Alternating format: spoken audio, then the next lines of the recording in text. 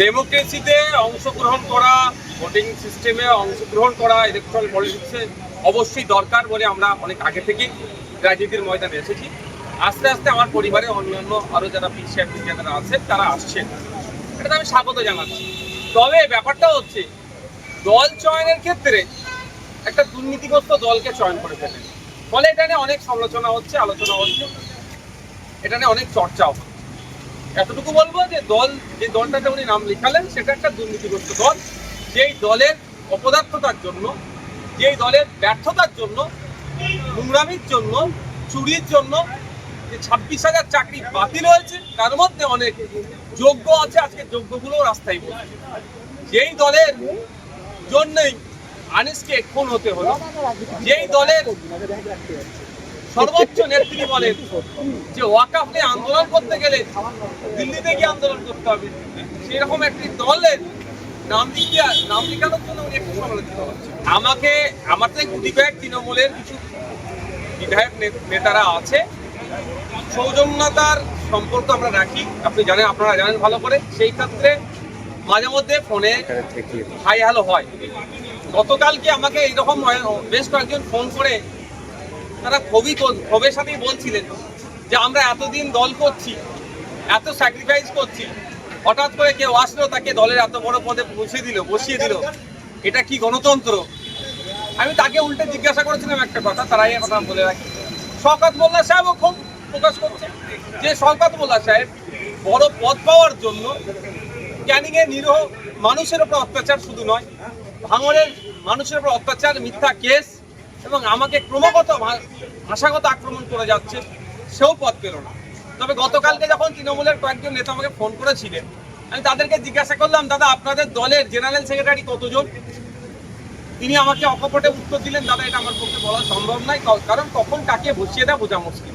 তারপর অনেক ভাবনা চিন্তা করে দেখলাম এই প্রশ্নটা যদি মমতা ব্যানার্জিকে করি, এই প্রশ্নটা যদি সুব্রত বক্সী মহাশয়কে করি যে স্যার আপনাদের দলের মোট জেনারেল সেক্রেটারির সংখ্যা কত, উনি আমার মনে হয় 5 মিনিট মাথা চুলকাবে, তারপরে হয়তো এক্সাক্ট সংখ্যাটাও বলতে পারবেন না। মানে যাকে মনে হয় সকাল সন্ধ্যে ধরে বসিয়ে দেয়, একটা পোস্ট বাকি সব ল্যাম্প পোস্ট।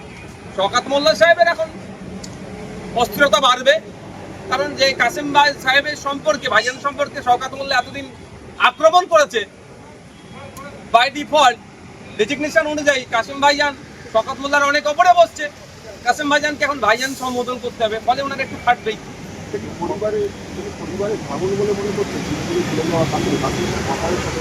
মোটেও ওটা ভাঙন না, পরিবারের মধ্যে আমাদের যে পারিবারিক সম্পর্ক সেটা যথেষ্ট ভালো আছে, কিন্তু রাজনৈতিকভাবে যে যাকে ইচ্ছা পছন্দ করছে, যে দলকে ইচ্ছা পছন্দ করছে সে সেখানে যেতেই পারে। তবে কাসেম ভাইজান তৃণমূলে যাওয়াটা, একটা দুর্নীতিগ্রস্ত দলে যাওয়াটা পশ্চিমবাংলার মানুষ এটা ভালোভাবে মেনে নিতে পারছে না। এখন বাংলাদেশ কথা বলছিলেন, আজকে মুখ্যমন্ত্রী আসবেন, জিজ্ঞেস করবেন মমতা বন্দ্যোপাধ্যায়কে যে আপনাদের দলের পছন্দ জেনারেল। দেখুন ওটা তো একটা রাজনৈতিক কোশ্চেন, আর এখানে মুখ্যমন্ত্রী হিসাবে আসছেন, তিনি দলের প্রধান হিসাবে আসলে তাকে এই কথাটা আমি নিশ্চিতভাবে সুযোগ পেলে জিজ্ঞাসা করতাম। তবে এখানে সুযোগ পেলেও আমি সে কথা জিজ্ঞাসা করবো না, কারণ এটা একজন মুখ্যমন্ত্রী হিসাবে আজকে বিধানসভায় আসছে। কোনো সময় যদি নবান্নে যাওয়ার সুযোগ হয়ে যায়, যদি হয়, তাহলে ওখানে গিয়ে যদি সময় পাই তাহলে জিজ্ঞাসা করবো।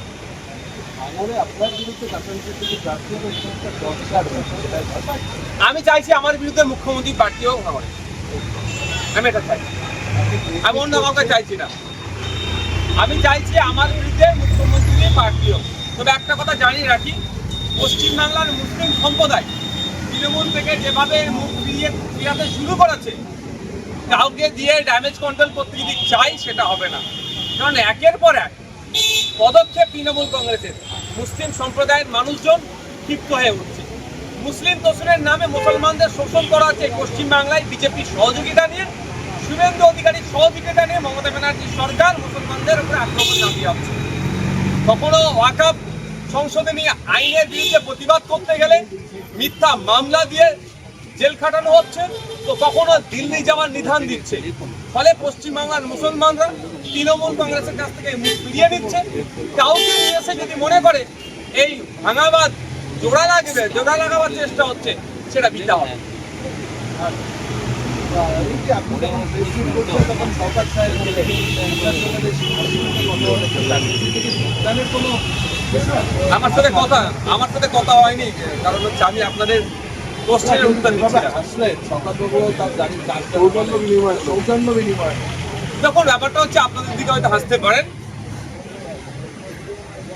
এখন শওকত সাহেবও নিজে ভাবছেন যে এতদিন নওশাদ সিদ্দিকী সাহেবের পেছন মানে তাকে ডিস্টার্ব করে তার কর্মীদের নামে মিথ্যা মামলা দিয়ে, তার নামে মিথ্যা মামলা দিয়ে, শুধু তাই নয়,